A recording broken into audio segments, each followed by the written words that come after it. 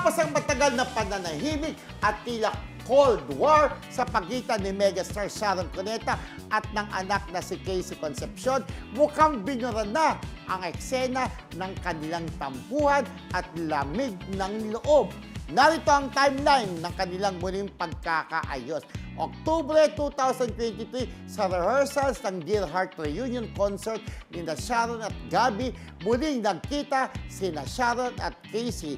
Isang emosyonal na tagpo matapos ang matagal na di pagkikita. Napaluha ang mag-ina sa nyanes ng unti-unting pagbubukas ng damdamin.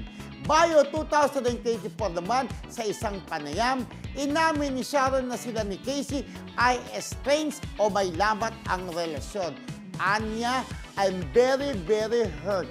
December 2024 naman, nag-post si Casey ng video nilang mag-ina na tila nagbi-video call habang karga ang kanilang mga alagang aso. Caption niya, "Christmas came to me this year, best Christmas ever. Thank you 2024 for bringing my mama and I together again. Perfect way to close another year."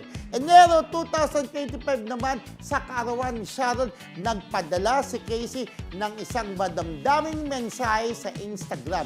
Tinawag niyang sunshine ang ina at sinabing, "We've been through a lot together, but like a sunflower, you always manage to turn towards the light.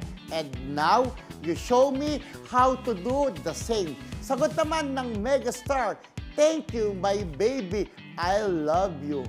March 2025, ibinahagi ni Sharon sa social media ang mga regalong natanggap mula kay Casey. Isang pares ng hikaw at kwintas mula sa jewelry line ng anak.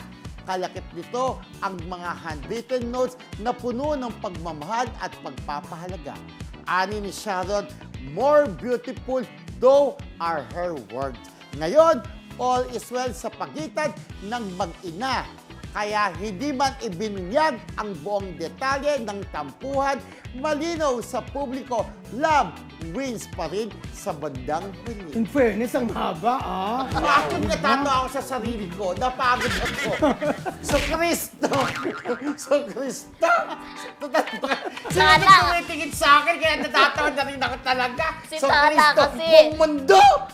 Actually. Kasi ang nangyari naman, parang may istorya yung nagsimula, di ba, sa Yung kanilang tampuhan. love and hate naman. relationship. Yung Iba yung sila gano'n ang mag-ina. tawag. Yung Oo. tampuhan hanggang Oo. magka-intindihan. And perfect And that's- time for Oo. the Holy Week Correct. also. Di ba yung forgiveness? Di ba yung may mga gano'n? Di ba yung reconciliation? Di ba? Kakatuwa nga ng birthday Oo. ni Casey noong April 7, Seven. nag-banding ang mag-ina. Diba? Actually, ka-birthday ng ate kong namatay eh. Nag-banding, di ba? Parang talagang kahit ano gawin, at the end of the day, Oo. talaga sa Family's pamilya, family, family's yes. family. 40 na pala si Casey. Ang bilis to. bilis. Kasi kung di ako nagkakamali, 18 si Sharon nung mabuntis ni Gabi, di ba? Nung naging magkaanak. Hindi totoo. Nung mabuntis talaga. Hindi ba inamin yan yung ano, yung Nung pelikula magkaanak na lang. dapat ka bang mahalin, no? Dapat nga. Buntis na si Sharon. Sa hirap at ginahawa yata yung movie, yung binato-bato yung mga plato, Oo. di ba? Yung magkasawa sila. Sa hirap at ginhawa Holy Monday, Holy Monday. Okay? Hindi! Balik-tanong kasi yung istorya ng Oo. tampuan ng mag-ina, nagkakay. Dahil nga sabi nga ang Holy Week ay pagpapatawad. Yes. Dear Forgiving. Charo.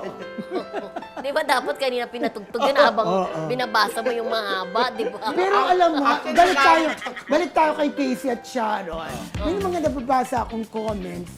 Naku, kaya lang naman nagkaganyan na yun. Alam mo naman mga netizen, di ba? Kasi tumatakbo si Kiko na senador. Parang okay, pamilya. Oo, ganon. Kaya alam mo mga netizen, walang magawa talaga. May gawin kang maganda, may reaction, may gawin kang pangit, may reaction, di ba? Saan ka nalulugar? Saan ka nalulugar? Kaya nga, pero dati walang sockmate, di ba, friendship, no? Talagang ngayon, nakakasagot-sagot yung mga netizen, kanya-kanyang opinion. Yes. Although everybody is entitled To to their his own own opinion.